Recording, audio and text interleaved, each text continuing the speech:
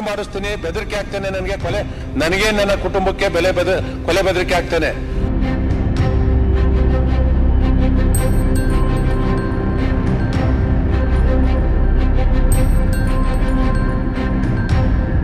ಅನೇಕ ಜನ ಮಾಜಿ ಸಚಿವರಿಗೆ, ಶಾಸಕರಿಗೆ ಆಗಿರ್ತಕ್ಕಂಥದ್ದು ನನ್ನ ಗಮನಕ್ಕೆ ಬಂದಿದೆ.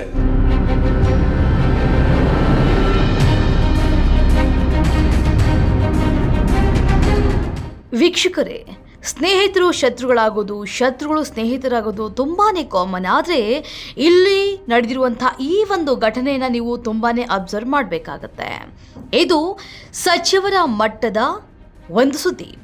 ಎಸ್, ಮಾಜಿ ಸಚಿವ ಗೋಪಾಲಯ್ಯ ಅವರಿಗೆ ಮಾಜಿ ಕಾರ್ಪೊರೇಟರ್ ಪದ್ಮರಾಜ್ ಕೊಲೆ ಬೆದರಿಕೆಯನ್ನು ಹಾಕಿದ್ದಾರೆ ಎಂಬ ಆರೋಪ ಇವತ್ತು ಸಾಕಷ್ಟು ಸುದ್ದಿ ಗದ್ದಲವನ್ನು ಮಾಡಿದೆ. ಹಾಗೆಯೇ ಸದನದಲ್ಲೂ ಕೂಡ ಇದು ಗದ್ದಲವನ್ನು ಮಾಡಿದೆ. ಈ ವಿಚಾರಕ್ಕೆ ಸಂಬಂಧಪಟ್ಟಂತ ಒಂದು ಕ್ಲಾರಿಟಿಯನ್ನು ಕೊಡ್ತಾ ಹೋಗ್ತೀವಿ. ಹಾಗೆಯೇ ರಾಜಕೀಯವಾಗಿ ಇದನ್ನ ಮಾತನಾಡ್ತಾ ಹೋಗೋಣ. ಪದ್ಮರಾಜ್ ಅಂತಕ್ಕಂಥ ಮಾಜಿ ಮಹಾನಗರ ಪಾಲಿಕೆ ಸದಸ್ಯನಿಂದ ನನಗೆ ಕರೆ ಬರ್ತದೆ. ಹಣಕ್ಕೆ ಒತ್ತಾಯ ಮಾಡ್ತಾನೆ. ನಾನು ಹೇಳ್ತೀನಿ, ನೀನೇ ನನ್ನ ದೊಡ್ಡಪ್ಪನ ಮಗನ ಚಿಕ್ಕಪ್ಪನ ಮಗನ ಕೊಡೋದಕ್ಕೆ ಅಂತಕ್ಕಂಥದ್ದು. ಇದನ್ನ ಬಹುಶಃ ಈ ಸಭೆಯಲ್ಲಿ ಅವ್ನು ಮಾತಾಡಿರ್ತಕ್ಕಂಥ ಶಬ್ದಗಳನ್ನ ನನ್ನ ಬಾಯಲ್ಲಿ ಯಾರೂ ಕೇಳಿರೋದಕ್ಕೆ ಸಾಧ್ಯ ಇಲ್ಲ. ಅತ್ಯಂತ ಕೆಟ್ಟದ ಪದಗಳಿಂದ, ಅವ್ಯಾಚ್ಯ ಶಬ್ದಗಳಿಂದ ನನ್ನ ಕುಟುಂಬವನ್ನ ನಿಲ್ಲಿಸಿ, ನಿನ್ನ ಮನೆ ಹತ್ರ ಕಳಿಸಿ, ನಿಮ್ಮ ಮನೆಗೆ ಲೂಟಿ ಮಾಡಿಸ್ತೀನಿ, ಬೆದರಿಕೆ ಆಗ್ತೇನೆ, ನನಗೆ ನನ್ನ ಕುಟುಂಬಕ್ಕೆ ಕೊಲೆ ಬೆದರಿಕೆ ಆಗ್ತೇನೆ. ಬಹುಶಃ ನನ್ನ ತಿಳಿದಾಗೆ ನನ್ನ ಒಬ್ಬನಿಗೆಲ್ಲ ಹಾಕಿರ್ತಕ್ಕಂಥದ್ದು. ಅವನು ರಾತ್ರಿ ಹೊತ್ತಾಯ್ತು ಅಂತಂದ್ರೆ ಕುಡ್ದು ಮದ ಏರಿದಾಗ ಅನೇಕ ಜನ ಮಾಜಿ ಸಚಿವರಿಗೆ, ಶಾಸಕರಿಗೆ ಆಗಿರ್ತಕ್ಕಂಥದ್ದು ನನ್ನ ಗಮನಕ್ಕೆ ಬಂದಿದೆ. ಅವನು ಕ್ಲಬ್ಗಳು ನಡೆಸ್ತಾನೆ, ಬಸವೇಶ್ವರ ಲಿಮಿಟ್ ವ್ಯಾಪ್ತಿನಲ್ಲಿ ಕ್ಲಬ್ಗಳು ನಡೆಸ್ತಾನೆ. ಅಲ್ಲಿ ಬರ್ತಕ್ಕಂಥ ಹಣದಿಂದ ಅವನು ಯಾವ ಮಟ್ಟದಲ್ಲಿದ್ದಾನೆ ಅಂದ್ರೆ ಅವನು ಹೇಳೋದಕ್ಕೆ ಸಾಧ್ಯ ಇಲ್ಲ. ನನ್ನ ಕುಟುಂಬದಿಂದ ಅನೇಕ ಸಹಾಯಗಳನ್ನ ಮಾಡಿದ್ದೇವೆ. ಅವರ ಮೆಡಿಕಲ್ ಸೀಟ್ ಕೊಡ್ತಕ್ಕಂತಿರ್ಬೋದು, ಕೆಲಸ ಕೊಡ್ತಕ್ಕಂತಿರ್ಬೋದು, ನನ್ನಿಂದ ಸಹಾಯವನ್ನ ಪಡೆದಿದ್ದಾರೆ. ರಾತ್ರಿ ಮಾಡಿರ್ತಕ್ಕಂಥ ಅವನ ಪದೇ ಬಲ್ಸಿರ್ತಕ್ಕಂಥದ್ದು, ನನಗೆ ಕೊಲೆ ಬೆದರಿ ಹಾಕಿರ್ತಕ್ಕಂಥದ್ದು ಬೇರೆ ಯಾವ ಶಾಸಕರಿಗೂ ಆಗ್ಬಾರ್ದು, ಬರೀ ನನ್ನ ಒಬ್ಬನಿಗೆ ಹಾಕಿಲ್ಲ.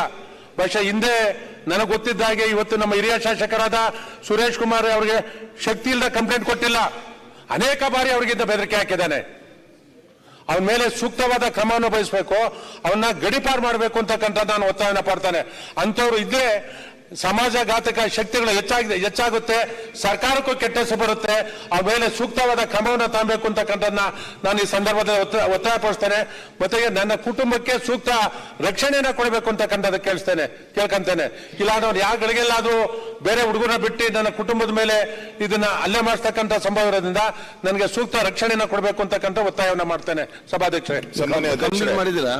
ನಾನು ಈಗಾಗಲೇ ಕಂಪ್ಲೇಂಟ್ ಕೊಟ್ಟಿದ್ದೇನೆ.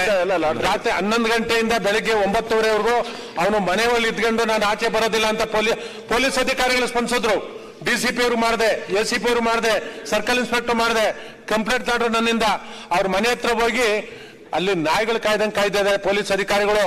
ಮನೆ ಒಳಗಡೆ ರೀಚಿಗೆ ಬರೋದಿಲ್ಲ, ನೀವೇನ್ ಮಾಡ್ಕೊಂತೀರ ಮಾಡ್ಕೊಳ್ಳಿ ಅಂತಕ್ಕಂಥದ ದಿಮಾಕಿಂದ ಮಾತಾಡಿ 10 ಗಂಟೆಗೆ ಆ ಮನೆಯಿಂದ ಈಚೆ ಬಂದು ಅವನು ಕುಡ್ದು ನೆಶೆ ಎಲ್ಲ ಇಳಿದಾದ್ಮೇಲೆ ಆಮೇಲೆ ಬ್ರಷ್ ಮಾಡ್ಕೊಂಡು ಆಮೇಲೆ ಹೊರಗಡೆ ಹೋಗಿರ್ತಕ್ಕಂಥದ್ದು.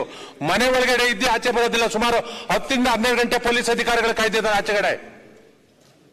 ಇಂಥವ್ರು ಈ ಸಮಾಜಕ್ಕೆ ಬೇಕಾ? ಅವನ ಮೇಲೆ ಸೂಕ್ತವಾದ ಕ್ರಮ ವಹಿಸಬೇಕು. ಒಂದಷ್ಟು ದಿನ 6 ತಿಂಗಳು ಗಡಿಪಾರು ಮಾಡಬೇಕು ಅಂತಕ್ಕಂಥ ಒತ್ತಾಯವನ್ನ ಮಾಡ್ತಾನೆ.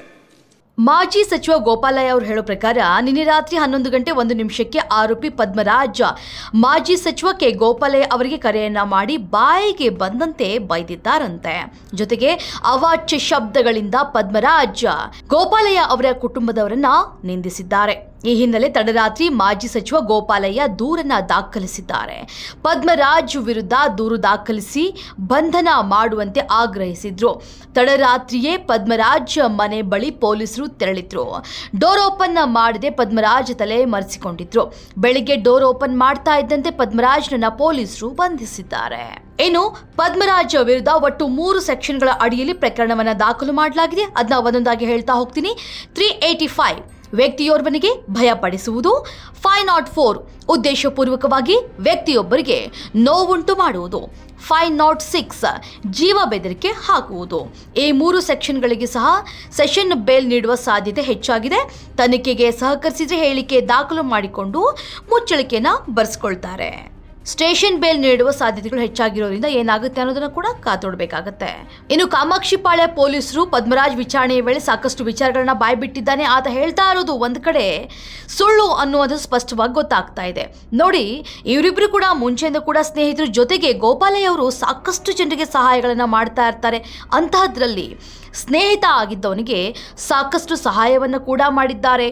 ಅದಕ್ಕೆ ಸಾಕ್ಷಿ ಅನ್ನುವಂತೆ ಅವರ ಮಗಳು ಕೂಡ ಗೋಪಾಲಯ್ಯ ಅವರಿಗೆ ನೀವು ಕೊಟ್ಟಿರುವಂಥ ದೂರನ್ನ ವಾಪಸ್ ತೆಗೆದುಕೊಳ್ಳಿ ಅಂಕಲ್ ಅಂತ ಮನವಿಯನ್ನು ಮಾಡಿಕೊಂಡಿದ್ದಾಳೆ. ಹಾಗೆಯೇ ಪದ್ಮರಾಜ್ ಹೆಂಡತಿ ಕೂಡ ಮನವಿಯನ್ನು ಮಾಡಿಕೊಂಡಿದ್ದಾರೆ ಗೋಪಾಲಯ್ಯ ಅವರಿಗೆ ದೂರನ್ನ ವಾಪಸ್ ಪಡೆಯುವಂತೆ.